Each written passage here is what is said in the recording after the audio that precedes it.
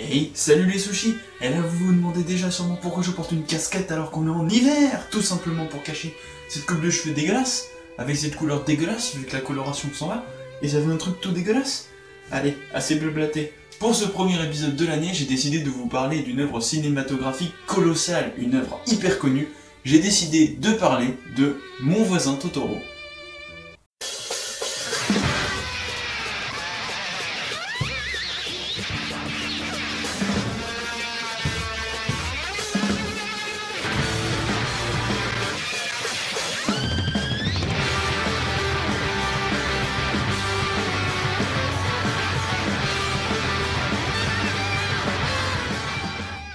Mon voisin Totoro, sérieusement, qui ne connaît pas? Même si vous n'avez pas vu le film, vous devez forcément connaître le nom avec la popularité qu'il a eu. Mais est-ce que vous saviez qu'il y avait un livre illustré? Ça c'est une très bonne question. Eh bien je suis là pour vous le faire découvrir. Et oui, j'ai dit illustré car il n'est pas classé comme un manga. Et je fais ce que je veux dans mon émission. Non, parce que c'est pas un manga, j'ai pas le droit de le faire. Arrêtez de me juger. Est-ce que j'ai vraiment besoin de préciser qui l'a fait? Le célèbre Hayao Miyazaki. Et puis c'est Glénat qui nous l'a publié en France, quand même. Bon, avant de commencer, je vais faire un court résumé pour les hérétiques qui ne connaîtront pas. Mei et Satsuki vont déménager avec leur père pour se rapprocher de l'hôpital où est soignée leur mère.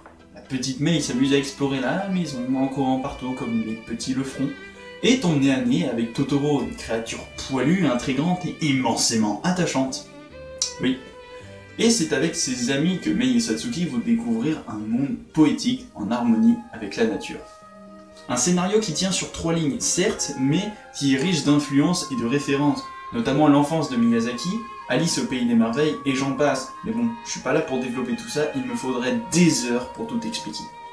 Ce qui peut choquer, pour les habitués comme moi du noir et blanc, c'est que tout est en couleur, ce qui se comprend parfaitement, faut pas le blâmer, parce que c'est l'adaptation d'un film d'animation. Sans les couleurs, il perdrait beaucoup de son charme, et puis ce n'est pas un manga, mais un livre illustré.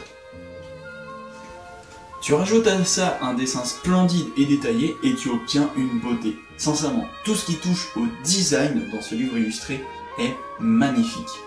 Chaque case a son lot de détails, et franchement ça en fait une beauté.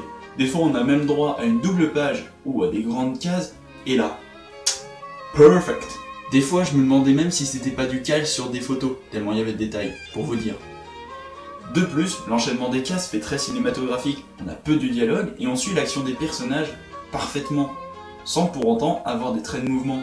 Au contraire, à la place on a des sortes de bruits, comme si on regardait un film. L'aspect filmique est très bien réussi et il m'a énormément plu. Bien évidemment, la couleur et le dessin en sont aussi pour beaucoup. Et sincèrement, je me suis vraiment cru en train de regarder un film. Et ouais, ma gueule. Et grâce à cette mise en scène filmique, on se plonge très rapidement dans l'histoire. J'ai découvert l'univers de Totoro en lisant ce livre et je m'y suis cru. D'habitude, j'aime pas trop quand il n'y a pas beaucoup d'intrigue, quand il se passe pas grand chose, mais là j'ai adoré.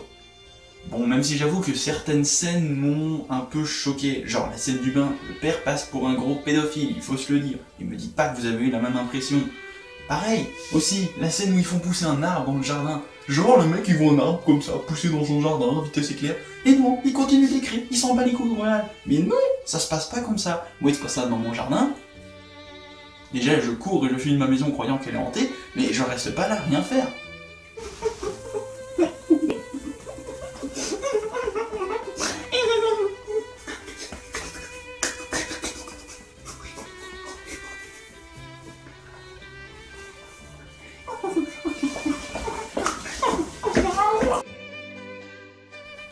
Mais bon, je critique cette scène de là, mais elle est tout à fait normale, car cette œuvre nous parle de l'imagination que l'on a dans notre vie. Mais il ne s'étonne pas de voir un esprit de la forêt, car elle est trop jeune pour être rationnelle. En revanche, Satsuki, qui est entre l'âge adulte et l'enfance, est assez innocente pour voir l'esprit, mais assez adulte pour faire l'intermédiaire entre Mei et le père. Tandis que ce dernier, lui, est déjà un adulte, il est dans le monde du travail, il est trop vieux pour voir ces choses fantastiques, mais il peut toujours y croire. Mon voisin Totoro est un hymne à la nature et à l'enfance. Totoro est un personnage mignon, gentil, puissant et généreux. Il est l'expression de tout ce que l'on peut avoir de bon en nous. En ce sens, on ne peut pas croire qu'il soit seulement imaginaire, car cela reviendrait à dire que toute cette bonté n'est que fantasme, et cela serait purement intolérable. Mais que Totoro soit fiction ou réalité n'a pas d'importance, car ses actions magiques restent là et demeurent toujours aussi magnifiques. Comment ne pas s'émerveiller lorsqu'il permet aux enfants d'extirper un arbre gigantesque de la terre, symbole d'un imaginaire qu'il faut entretenir et faire grandir? Le fait que Miyazaki use grandement d'illustrations de la nature comme un prisme à l'émanation de la magie ne fait qu'accroître ce sentiment de pureté universellement réjouissant. La simplicité de son approche pour mettre en exergue la profondeur d'un thème que l'on enfouit trop souvent au fond de soi en fait certainement son plus grand chef-d'œuvre.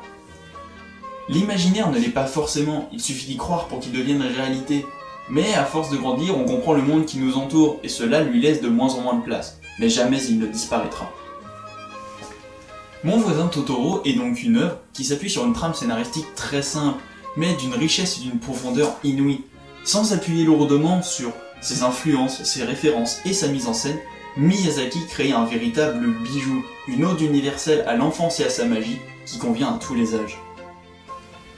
L'épisode se termine donc, j'ai pris un énorme plaisir à le faire, sincèrement. Si vous avez regardé la vidéo jusqu'au bout, je vous en remercie. Si elle vous a plu, n'hésitez pas à lâcher un pouce bleu, à lâcher un com, à vous abonner, à partager la vidéo. Disons que ça fait beaucoup de trucs ça. Vous pouvez aussi également me suivre sur Facebook, ma collection sur Manga Sanctuary, comme d'hab, les liens seront dans la description. Et je me suis amusé à faire un design de fin de vidéo, tu vois, avec vidéo précédente et tout ça. Allez, tchuss les chouchis!